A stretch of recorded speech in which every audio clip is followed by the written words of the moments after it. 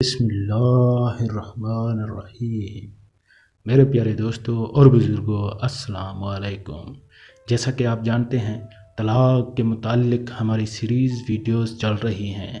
اگر آپ دوست ہمارے چینل پر نئے ہیں تو ہمارے چینل کا حصہ بنیں تاکہ اسلام کے متعلق جو بھی معلومات یہاں پر دی جاتی ہیں آپ تک پہنچتی رہیں۔ عورت کتنے دن عدت گزارے گی؟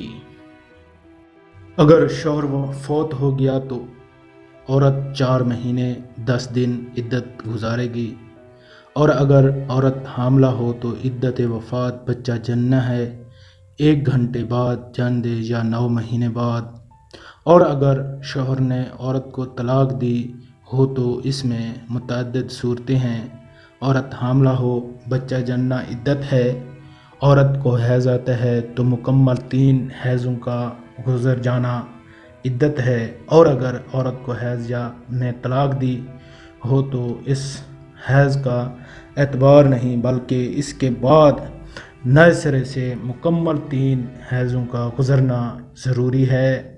اگر عورت کو حیض آنا شروع ہی نہیں ہوا یا عورت اتنی عمر کی ہو چکی ہے کہ حیض آنا بند ہو گیا تو ان کی عدت 3 مہینے ہے۔